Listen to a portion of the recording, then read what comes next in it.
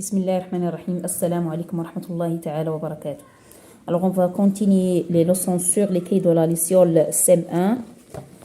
Alors, aujourd'hui, c'est à quoi sert l'énergie et devient-elle? Bien, je me demande. Écris sous chaque photographie la source d'énergie qui permet de chauffer. Alors, comme vous le voyez, c'est très simple et très clair. Pour la première photo, qu'est-ce qu'on voit? Bien sûr, c'est la source ici, c'est du bois. Et pour la deuxième photo, vous avez un gaz naturel. Et enfin, vous avez le soleil. Bien. Alors, comment l'énergie thermique, la chaleur, se propage-t-elle? Quelle source d'énergie l'homme utilise-t-il? Je cherche. Réalise ces expériences et complète les deux premières colonnes du tableau, la page 43 qu'on va voir.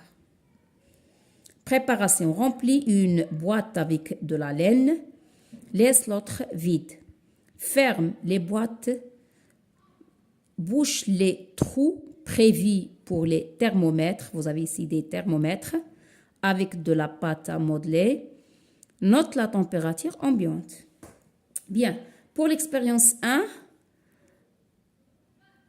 bien une, place les boîtes pendant une demi-heure sur un radiateur chaud, puis relève les températures qu'on va voir sur le tableau. Relevez 1, remets ensuite les deux boîtes à température ambiante.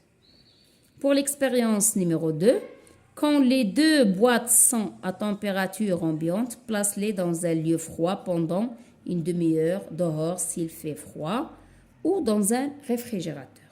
Relève les températures, relevez 2. Bien. Alors, comme vous le voyez ici, vous avez laine.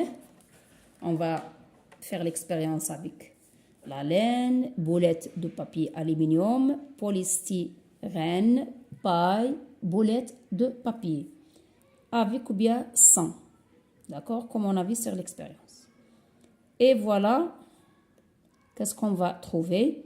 Reproduis l'expérience avec les autres matériaux cités dans le tableau, puis complète les colonnes correspondantes. Quelle différence observes-tu entre l'aluminium et les autres matériaux testés? Bien. Alors, ici, il faut noter bien que les matériaux qui ne laissent pas ou bien peu passer la chaleur et le froid sont des isolants thermiques. Et les matériaux qui laissent passer la chaleur et le froid sont des conducteurs thermiques.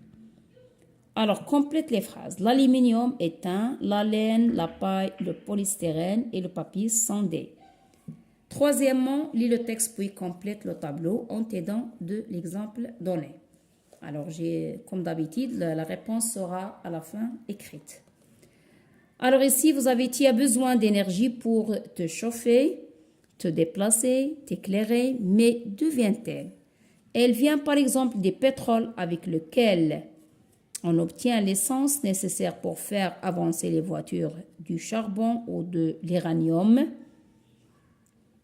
utilisé dans les centrales électriques pour produire l'électricité nécessaire pour faire fonctionner de nombreux objets, lampes, ordinateurs, etc., du gaz provenant des profondeurs de la terre ou encore du bois, des forêts, du soleil, de l'eau ou du vent. Et voilà ici, vous avez source d'énergie nécessaire, centrale électrique, éolienne, gazinière, panneaux solaires, poêle, moulin à eau et voiture. Et après, vous avez les mots-clés énergie, chaleur, conducteur thermique, isolant thermique pour faire, si vous voulez, une conclusion. Bien, je vous donne maintenant la réponse. Alors, voilà ici, comme j'ai dit, bois. La source d'énergie, c'est le bois. Ici, un gaz naturel et ici, le soleil. Alors ici, normalement, on ne peut pas faire ces expériences, mais on va tirer la conclusion suivante que on va dire tout simplement la température varie plus avec l'aluminium qu'avec les autres matériaux. Et on va compléter par l'aluminium est un conducteur thermique, mais la laine, la paille, le polystyrène et le papier sont des isolants thermiques.